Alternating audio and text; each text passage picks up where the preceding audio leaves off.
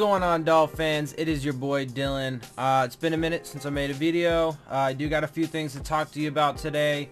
Obviously, you know, I'm kind of in that point where there's minimal to talk about. So, you know, people do things like mock drafts. I'm sorry, I won't be doing like a mock draft.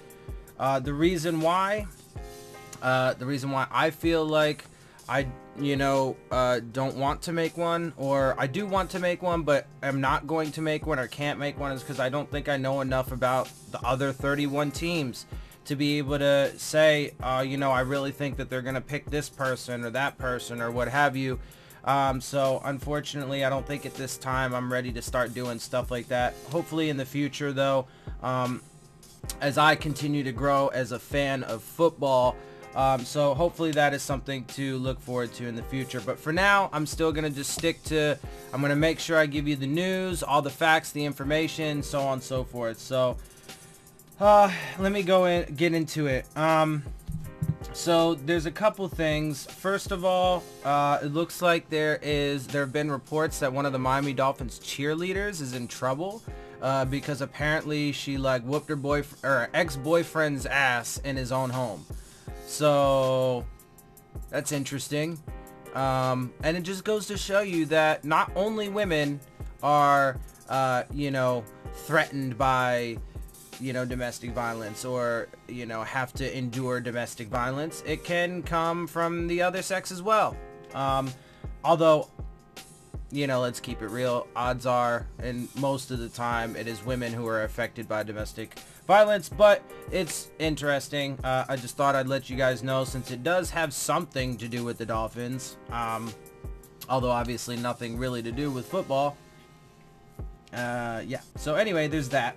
Also, it looks like the AAF has at least temporarily disbanded, so there's lots of players from there that are being evaluated by NFL teams. So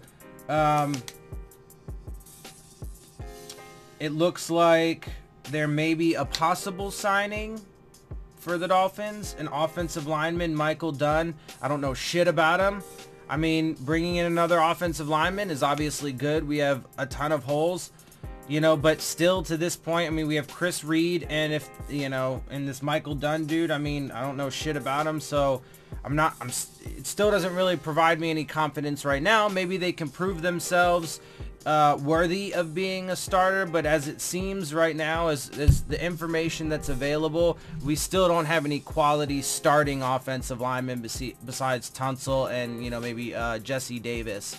So we're still in trouble there for the time being, but it looks like they at least have brought in another guy, even if it is scrap heap-ish. I mean, it's, we're like scraping the bottom of the barrel to see what kind of, little bits we can get. Also, because it looks like they are bringing in quarterback Troy Williams, or had brought him in. He's never been in the NFL. He didn't even play last year, and he went to Utah, and he played in Utah, or at Utah in 2017. So again, I mean, just like look, man, I'm sorry guys, but this just reeks. Everything that they're doing right now, to me, I know other people get very different feelings from this, but it just reeks of desperation.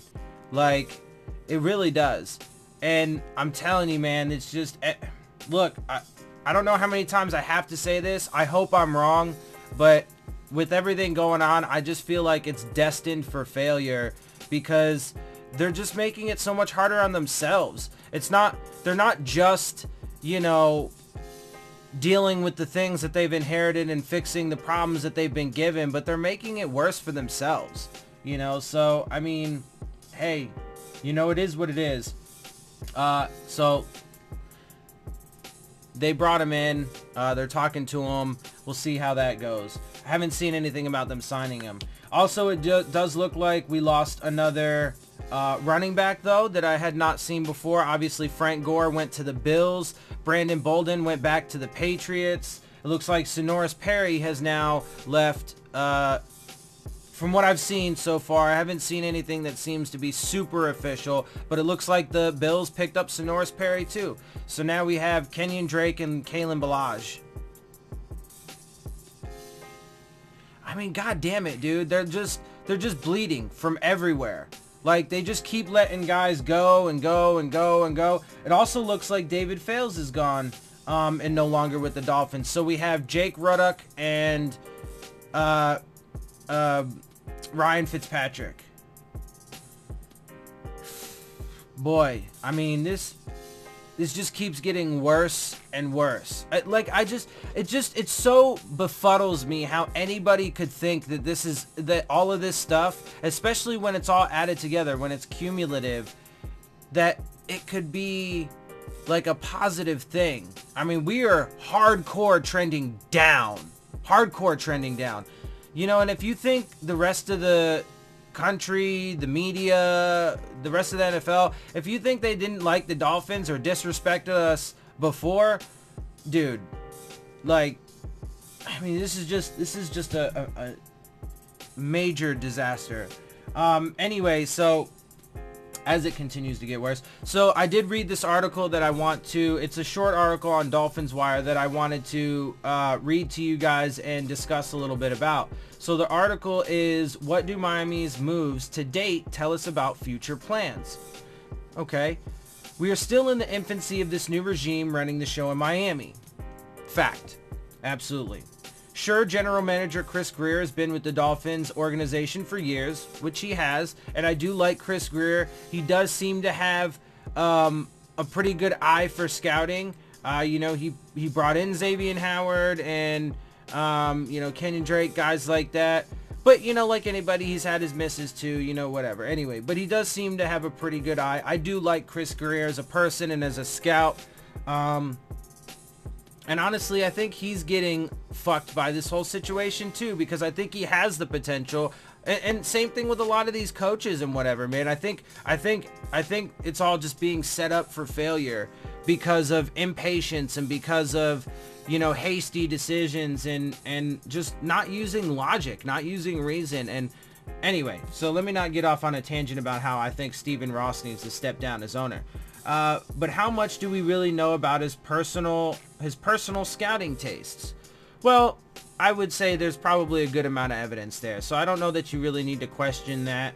I mean, you know, he's had his finger on lots of drafts, and not even just the ones that he, you know, participated in as a general manager, right, over the past couple years, but he was a major player in our scouting department for a long time, right? So I think he's got a pretty good resume there. I don't think that's really something we need to question.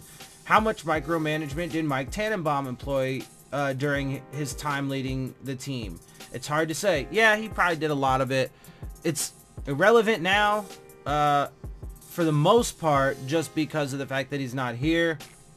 But obviously there are still some lasting effects of the things that and the decisions that he made while he was here.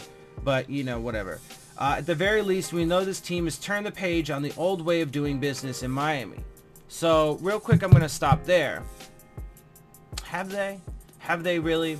And it's funny because later in this article, he actually contradicts that point and proves that they haven't changed their ways and they are actually conducting business very similarly to how they've done in the past. We'll get to that in a minute. But of course, one of the ways in which I pointed out is that everybody was giving Stephen Ross so much credit for streamlining his front office. And again, as a caveat, I'm not saying that the particular people, the specific people in the room are illegitimate or that they can't be successful. I'm not saying that this organization can't be successful. They have to prove it for sure. And I don't think that they're doing the right things, but they could be, right?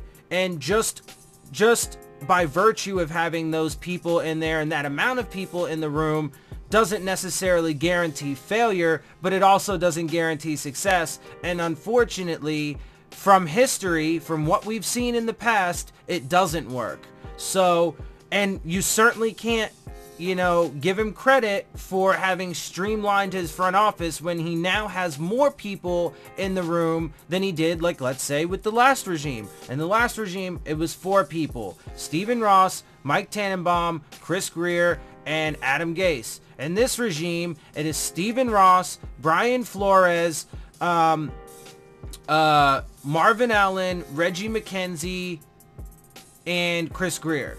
So now you have 5. So you have 1 more than you did with the last regime. So that's a way in which this organization actually has not changed, despite the fact that Stephen Ross and all these motherfuckers were saying, oh, we're going in a completely different direction. 100% different direction. We made a complete 180 from everything. No. Look, man, it's at best, it's disingenuous. At worst, it's just an outright lie. And I mean, frankly, look, I mean, I'm not gonna, you know, try and sit here and say what's in their minds and their hearts. You know, I don't know. And I'm sure they believe these things, but they contradict themselves, you know, because they say all that, but then they'll be like, but then Stephen Ross will be like, yeah, well, you know, it's probably going to be 2 or 3 years before we're even competitive. And, you know, I hope I don't have to go 3-13, but ha ha ha. Right. So look, I mean, it is what it is, man. These are the facts, right? So, anyway, moving on. Because, again, later in this article, he proves even more that they haven't really even changed their ways. But what does the new model look like? It won't always involve being super thrifty, as we've seen thus far. Okay, I'm going to stop there. So, that means, thrifty means cheap. So, that means that they are willing to spend big money on people in free agency. That's interesting. Where have I seen that before? Oh, right.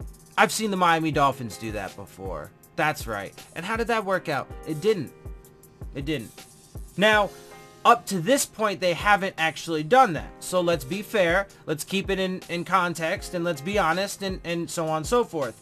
But it looks like they're not really. And frankly, honestly, though, Ryan Fitzpatrick, his contract actually could end up paying out more than he's worth. I've heard reports that incentives put it upwards of $20 million. So anyway, but we'll see. You know, so far they haven't actually doled out a ton of money, although I actually would argue that they should have. You know, instead of signing some of these ridiculous, like, middling, low-end bullshit offensive linemen, sign Juwan James. But, you know, whatever. Obviously, tons of people disagree with me on that, and that's fine. But I don't think that they're doing the right things. This team will give out big contracts. And then he says, to the right players. Okay, well, if that's the case, they've missed out on the chances to give big contracts to players that they should have, to the right players, like, let's say, Juwan James. At this point, it doesn't look like they're doing well enough at signing certain right players to big contracts. Let's say Xavier Howard. Again, to be fair, they still do have time, but if history shows, you know, if history proves anything, they tend to, you know, walk a super tight line with these kinds of things, and then dudes end up testing free agency. I mean, you could say what you want about how they performed when they left, but Lamar Miller was like that. Olivier Vernon was like that. All these guys, man, Juwan James even was a lot like that. They kept flirting with him on the edge of free agency, and then finally he just left, right? So they do this with all, like, so many people, and it's just absolutely ridiculous. Anyway, but there's some early trends that should raise some eyebrows for Dolphins fans, while also providing some level of indication on what to expect going forward. As an example, look at who the Dolphins have signed thus far this offseason. Tight end Dwayne Allen, tight end Clive Walford, offensive lineman Chris Reed, offensive lineman Michael Dunn, reportedly, cornerback Eric Rowe, and of course quarterback Ryan Fitzpatrick. So first of all, before he even goes on, I mean, what is that group? They're average to bad, or average to unknown. So, you know, Eric Rowe's the best one out of all of them. Why the fuck we decided to take those 2 tight ends? That's like the one position we don't need anything at right now. Because before him, we had Mike Gesicki, Durham Smythe, Marquise Gray, Nick O'Leary. We got a bunch of dudes, and then they bring in a couple tight ends that like haven't proven to do shit. So like, what the fuck is going on there? And then you bring in some middling to unknown offensive linemen, Chris Reed and Michael Dunn. Eric Rowe, like I said, was the best signing. We needed a cornerback, and he's a decent one. And then quarterback Ryan Fitzpatrick, which is just, it's going to be a headache. But then we've just bled so much, right? And let me list it real quick. If I can remember everybody. Ted Larson, Josh Sitton, Andre Branch, Cameron Wake, Robert Quinn, Ryan Tannehill, Frank Gore, Sonoris Perry, Brandon Bolden, Danny Amendola, Leonte Carew. Let's see. Oh, no, wait. Did they tender him? They might have tendered Leonte Carew, actually. So I take that back. But Danny Amendola's gone. Let's see. Who else did they lose? I know I'm missing some people. But, I mean, Jesus fucking Christ, dude. We're just bleeding people left and right. And this is just becoming a major disaster. Anyway, if you remove Ryan Fitzpatrick from the equation for a moment, every other signing has had a significant relationship with someone in the building before signing in Miami. So for all of those motherfuckers that want to give Adam Gase shit and the previous regime shit for having brought in players and people that they were familiar with and so on and so forth, and use that as a reason why they failed and faltered, it's just bullshit. It's just total bullshit. And if you're gonna give them that shit, then you need to give this regime the same shit and the same grief for it, because they are doing the exact same thing. Now, personally, I don't particularly even have a problem with it, because it makes sense. Of course, you're gonna bring in guys that you know and you're familiar with. Now, I will admit that it has proven to be a bit of a detriment it had proven to be a bit of a detriment, at least with the old regime. You know, them bringing in Cutler when Tannehill was out in 17. I would have said that they should have brought in Colin Kaepernick. Of course, that's not going to happen because of people's fucking stupid emotions and because of politics and because of fucking other dumb shit. And I would have said they should have brought him in now. But instead they go with Ryan Fitzpatrick. And it's just going to be one big disaster after another. But so they're doing the same thing. So be consistent. If you guys hate that fucking Adam Gase and the old regime did it, you must then hate that this regime is doing it. Otherwise, you're a total hypocrite. So let's see. Allen and Rowe, right? So Dwayne Allen and Eric Rowe know Brian Flores, an offensive coordinator, Chad O'Shea quite well from their time in New England. Heck, the Dolphins were ready to give new Lions defensive end Trey Flowers a sizable contract thanks to familiarity in New England. And let's think about that. They apparently were going to give him big money. He turned it down and went to the Lions. Despite familiarity, despite a big contract, despite no income tax in Florida. Why? Because nobody good wants to go to the Dolphins right now. It's a fucking disaster. And they only are proving to be trending downwards. So, look, I don't blame anybody for that. But anyway, continuing on. Executive Reggie McKenzie was the one who brought Walford to Oakland several years back. An offensive line coach, Pat Flaherty, worked with both Chris Reed and Michael Dunn during his stint in Jacksonville.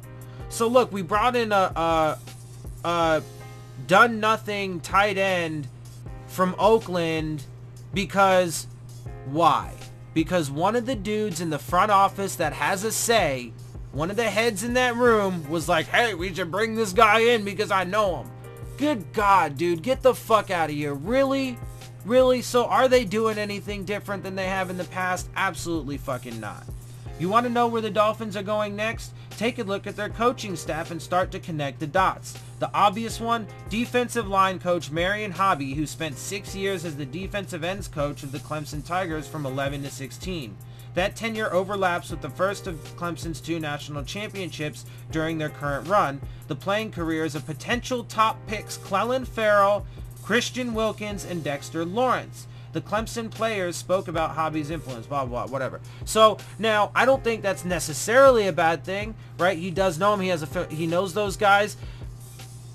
He shouldn't allow him to be biased towards them. Now they are good defensive players that we could really use. Clelin Ferrell, Dexter Lawrence, right? These are good guys that are good potential first round picks. However, again, you can't say that they're doing anything different. They're not.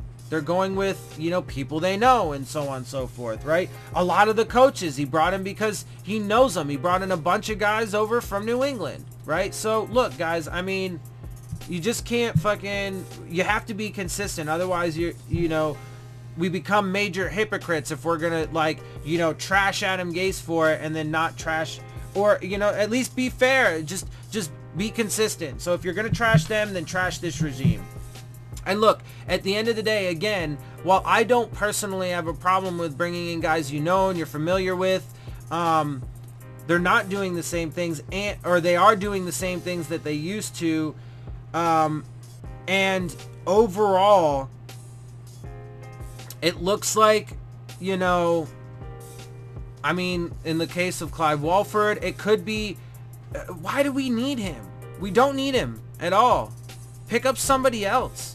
Like, but hey, I mean, that's how it is, man. That's the state of the team right now, and it's a fucking disaster.